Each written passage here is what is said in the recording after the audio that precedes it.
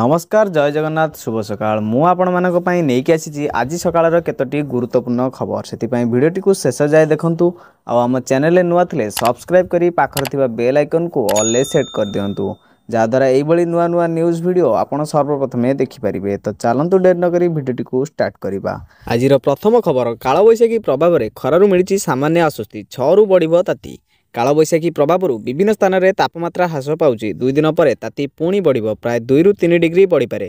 गुरुवार राज्यर सर्वाधिक तापमात्रा 40.3 डिग्री सेल्सियस बौद्धरे रेकर्ड करा जायछि। गत 24 घंटा भितर देवगढ़ बरगढ़ नुआपड़ा फुलबाणी हीराकुद केन्दुझर झारसुगुड़ा संबलपुर आदि किछि स्थान में कालबैशाखी प्रभाव में वर्षा पवन होइछि। शनिवार जाए राज्य में किछि स्थान में एपरि वर्षा पवन संभावना रही। रविवार और सोमवार पाग सुखिला रहिबो। मंगलवार और बुधवार राज्य में केतक अंश में कालबैशाखीर संभावना रही पाणीपाग पूर्वानुमानरू जना पड़ी। आज बालेश्वर भद्रक जाजपुर केन्द्रापड़ा कटक जगतसिंहपुर पुरी खोर्धा नयगढ़ गंजाम गजपति मालकानगिरी कोरापुट रायगढ़ कंधमाल बौद्ध अनुगुल केन्दुझर सुंदरगढ़ मयूरभंज ढेंकानाल में किसी स्थान में हालुकारु मध्यम धरणर वर्षा संभावना रही। आसंताकाली पुरी खोर्धा नयगढ़ गंजाम गजपति रायगढ़ कोरापुट और मालकानगिरी में किसी स्थान में हालुकारु मध्यम धरणर वर्षा हो पारे। यह सब स्थान में 30 ରୁ 40 किलोमीटर बेगर पवन बहिबा सह वज्रपात आशंका अच्छी। परवर्ती खबर केंद्र कैबिनेट द्वारा ओडिशा पई 2टी रेल प्रकल्प मंजूरी।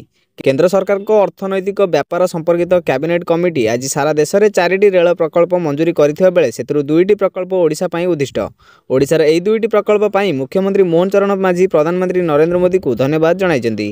ओडिशार विकास प्रति प्रधानमंत्री को फोकस रही आछि एवं केंद्र सरकार नियमित भाव में ओडिशा प्रति जो गुरुत्वपूर्ण विकास प्रकल्प गुड़िक मंजूर करिसेंति एहा तार प्रमाण बोली मुख्यमंत्री कहिसेंति।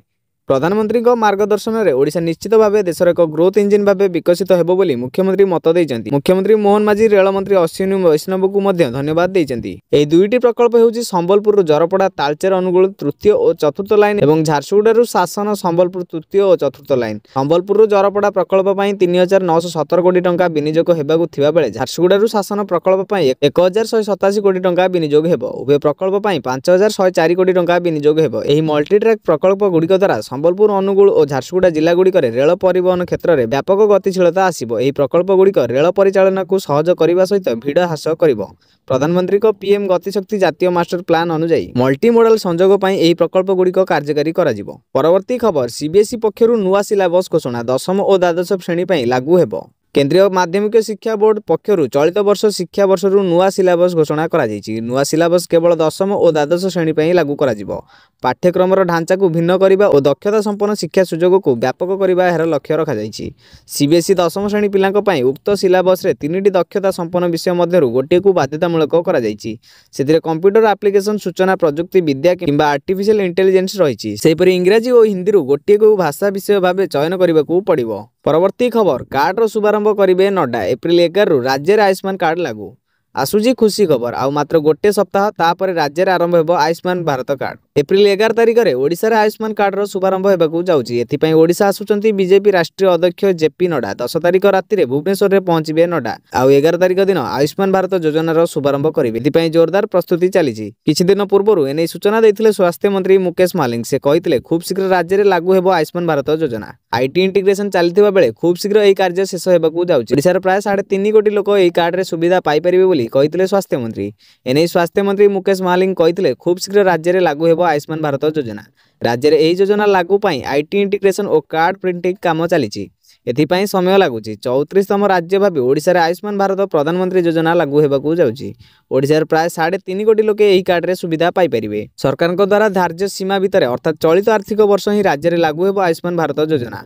आयुष्मान रु गोपबंधु जन आरोग्य योजना ना रे रहिबो गोटिए कार्ड। आयुष्मान भारत और गोपबंधु जन आरोग्य योजना रे 70 वर्ष रु ऊर्ध्व वयस्कक लागि स्वतंत्र सुविधा करा जायछि। सेमानकु लाइन छिडा होई हैरान हेबाकू पड़िबनी। सेमाने ऑनलाइन ने आयुष्मान कार्ड डाउनलोड करि परिबे। ग्रामांचल रे स्वास्थ्य सेवा पहुंचाइबाकू लक्ष्य रखा जायथिबा बेले ओडिशा रे प्रति पंचायत रे हेबो आयुष्मान भारत मंदिर। आयुष्मान भारत मंदिर रे जने योग्य शिक्षक रहिबे। एथिरे स्वास्थ्य कर्मी को सह अन्य सुविधा सुजोग मध्य जोगाई दिया जिवो। अन्यपटे पूर्व सरकार को टार्गेट करी स्वास्थ्य मंत्री कहिसेंति 2018 मसिया रु सारा देश रे आयुष्मान भारत लागू करा गलानी। 3टी राज्य राजनैतिक दलर हीन मान्यता पई लागू करि नथिले। आज ओडिशा पई ऐतिहासिक दिन शेष रे एहा लागू हेबाकू जाउछि।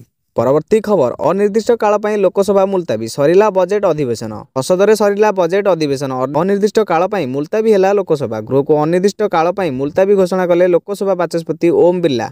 31 जनवरी रे आरंभ होइतिला संसदर बजेट अधिवेशन। बजेट अधिवेशन चर्चा रे सदस्य माने भाग नहीं आलोचना करथिले। एथिसह वाकफ बिल मध्ये पारित होईछि। एही अवसर रे बाचस्पति समस्त को धन्यवाद देथिबा बेले टारिफ प्रसंग रे कांग्रेस पक्षरु पार्लियामेंट रो मकर द्वारा सामने रे विरोध करा जाउछि। परवर्ती खबर, ट्रम्प को टारिफ को नहीं एक्शन मोड रे भारत सरकार गठन कले मंत्री को 4 जणिया टीम। अमेरिका विश्वर अनेक देश उपरे बुधवार 2 एप्रिल 2025 रे पारस्परिक शुल्क लागू करने को घोषणा करथिला। सेही समय रे अमेरिका बाजार को जाउथिबा भारतीय सामग्री उपरे 27% शुल्क लागू करा जायथिला, जदिओ परे याकू 26% को ह्रास करा जायथिला। भारतीय बाजार उपरे अमेरिकार शुल्कर प्रभाव मूल्यांकन करने पई केंद्र सरकार एक कमिटी गठन करिसेंती। केंद्र वाणिज्य एवं शिल्प मंत्री पीयूष गोयल को नेतृत्व में केंद्र द्वारा गठित कमिटी रे 4 कैबिनेट मंत्री मध्य रहिबे। अमेरिका राष्ट्रपति डोनाल्ड ट्रम्प जुक्ति देथिले जे एही पदक्षेप गुड़िक अमेरिका को आर्थिक दृष्टि शक्तिशाली करिबारे सहायक हेबो। अमेरिका पारस्परिक शुल्क लागू करथिबा 60 देश मध्य भारत अन्यतम। अमेरिका राष्ट्रपति ऑटोमोबाइल आमदानी उपरे 25% शुल्क घोषणा करिसेंती, जहाँ टाटा मोटर्स एवं समर्दना माद्रासन भली ऑटो स्टॉक को प्रभावित करिबार संभावना अछि। मार्च 2025 रे अमेरिका को प्रवेश करुथुवा समस्त इस्पात एवं एल्युमिनियम उपरे फ्लैट ड्यूटी 25% को वृद्धि करा जायथिला। ट्रम्प चाइना रो आमदानी होउथिबा समस्त सामग्री उपरे शुल्क 20% को वृद्धि करि सारिसेंती। अमेरिकार राष्ट्रपति डोनाल्ड ट्रम्प शुल्क घोषणा करिबा परे एशिया देशगुड़िक प्रभावित होइचंती। ट्रम्प चाइना उपरे 34%, वियतनाम उपरे 46% एवं काम्बोडिया उपरे 49% शुल्क लागू करिसेंती। परवर्ती खबर, ट्रेड वार मध्य भारत को मिलिला पुतिन को सहयोग।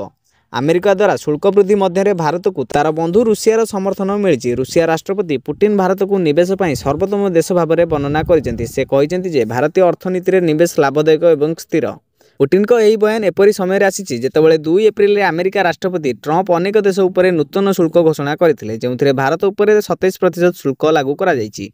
पूर्वरु ट्रम्प भारत को व्यवसाय में एक कष्टकर देश बोली वर्णना करथिले। ट्रम्प को यही पदक्षेप मध्य पुतिन भारतर मेक इन इंडिया अभियान को मध्य प्रशंसा करिसेंती। रूसिया राष्ट्रपति पुतिन एक कार्यक्रम में कहिथिले प्रधानमंत्री मोदी नेतृत्व में घरोई उत्पादन को प्रोत्साहित करा जाउछि। तांकर मेक इन इंडिया पदक्षेप विषय समस्ते जानती। पुतिन यह मध्य कहिसेंती जे रूसिया भारत में निजर उत्पादन करने को प्रस्तुत। से कहिथिले मु आपनकु मने पकाई देबाकु चाहूछि जे संप्रति आमर कंपनी रोस्नेफ्ट भारतीय अर्थनीति में $20 बिलियन सर्वाधिक निवेश करिछि। रूसिया राष्ट्रपति पुतिन भारत को निवेश पाई एक उत्तम स्थान बोली से कहिथिले। परवर्ती खबर, ईपीएफओ सदस्यों पाई आसिला खुशी खबर, सहज हैला क्लेम सेटलमेंट प्रक्रिया। ईपीएफओ सदस्यों पाई खुशी खबर, एणिकी ईपीएफ क्लेम सेटलमेंट हबो आहुरी सरल। केवल एतिकी नुहे, खूब शीघ्र एटीएम रे प्रोविडेंट फंड बा पीएफ टंका उठाइबार सुविधा मध्य मिलिबो। आउ एथिपाई आरंभ होई जाइछि काम। कोटी कोटी ईपीएफ सदस्य एवं नियुक्तिदाता पाई क्लेम प्रक्रिया को सरल करबा पाई 2टी प्रमुख परिवर्तन करा जाइछि। प्रथमतः चेक पत्र व प्रमाणित बैंक पासबुक फोटो अपलोड करिवार व्यवस्था को हटाई दिया जाइछि। पूर्वरु जदि आपन को क्लेम करबा को पड़ुथिला तेबे आपन को प्रथमे चेक किंबा प्रमाणित बैंक पासबुक फोटो अपलोड करबा को पड़ुथिला। सरकार विश्वास करती जे एही पदक्षेप द्वारा प्राय 8 कोटी सदस्य उपकृत हेबे। सेहीपरि अन्य एक परिवर्तन अनुसार एबे जणे सदस्य को यूनिवर्सल अकाउंट नंबर सहित बैंक अकाउंट सीड करबा पई नियुक्तिदाता अनुमोदन आवश्यकता नाही। पूर्वरु सदस्य माने नियुक्तिदाता अनुमोदन बिना सेमानक बैंक अकाउंट सहित यूनिवर्सल अकाउंट नंबर सीड करि पारु नथिले। तेबे एही सुविधा रे प्राय 15 लाख सदस्य उपलब्ध हेबे। सरकार ईपीएफ रो क्लेम करिवार प्रक्रिया को उन्नत करिबा पई निरंतर कार्य करूछंती। परवर्ती खबर, खोर्धारे हेबो शिल्प हब, 15टी प्रकल्पर उद्घाटन और भित्तिप्रस्तर स्थापन कले मुख्यमंत्री। खोर्धारे हेबो शिल्प हब। गत गुरुवार 15टी प्रकल्पर उद्घाटन और भित्तिप्रस्तर स्थापन कले मुख्यमंत्री मोहन माझी। खोर्धा अंचल 2टी स्थान में जनवरी 28 और 29 तारिख में मेकिंग ओडिशा उत्कर्ष ओडिशा कनक्लेव 2025 अनुष्ठित होता। से अनेक पुंजी निवेशकारी पुंजी निवेश आग्रह प्रकाश करते। गत गुरुवार दिन 14टी प्रकल्पर भित्तिप्रस्तर स्थापन सह गोटे प्रकल्पर उद्घाटन करिसेंती मुख्यमंत्री। एही अंचल में 6000 कोटी टंकार निवेश करा जिवो। एथिरे 30,500 नियुक्ति सृष्टि हेबो बोली कहिसेंती मोहन माझी। नुआ सरकार गोटे पॉलिसी अर्थनैतिक अभिवृद्धि पाई शिल्प प्रतिष्ठा हेबो, तार वास्तवता पाई गुरुवार भित्तिप्रस्तर स्थापन करा जेथिबा कहिले मुख्यमंत्री। परवर्ती खबर, जेसाकू तेसा नीति, समस्त अमेरिकीय सामग्री उपरे अतिरिक्त 34% शुल्क लगाइला चीन। अमेरिका राष्ट्रपति डोनाल्ड ट्रम्प आरंभ करथिबा टारिफ युद्ध विश्व में अस्थिरता सृष्टि करिछि। चीन उपरे अमेरिका लगाइथिबा अतिरिक्त शुल्क विरोध में जवाब देछि ड्रैगन। एबे चीन अमेरिका उत्पाद उपरे अतिरिक्त 34% शुल्क लागू करिछि। बेजिंग रो एही नुआ नियम एप्रिल 10 रु लागू हेबो, किंतु एबे सुधा अमेरिका रु रप्तानी होई सारिथिबा उत्पाद उपरे नुआ नियम लागू हेबो नाही। चीन शुक्रवार घोषणा करिछि जे एप्रिल 10 रु समस्त अमेरिकीय सामग्री उपरे 34% अतिरिक्त शुल्क लागू करिवो। एहा पूर्वरु डोनाल्ड ट्रम्प अनेक देश उपरे पालटा शुल्क लागू करबाकू घोषणा करथिले। से चीन उपरे सर्वाधिक 34% शुल्क लागू करबाकू घोषणा करथिले। एबे बेजिंग मध्य अमेरिका उत्पाद उपरे अतिरिक्त 34% शुल्क लागू करिछि। यह सहित चीन रप्तानी उपरे नियंत्रण नहीं घोषणा करिछि। अमेरिका आसुथिबा समस्त आमदानी सामग्री पर वर्तमान प्रযোज्य शुल्क हार उपरे 34% अतिरिक्त शुल्क लागू कराजिबो बोली शुक्रवार बेजिंग अर्थ मंत्रालय घोषणा करिछि। दर्शक बंधु वीडियोटी को शेष जाए देखिथिबारु आपण मानकु धन्यवाद। वीडियोटी भल लागिथिले गोटे लाइक कर दियंतु, चैनल रे नुआ थिले सब्सक्राइब करी पाखर थिबा बेल आइकन को ऑल ले सेट कर दियंतु।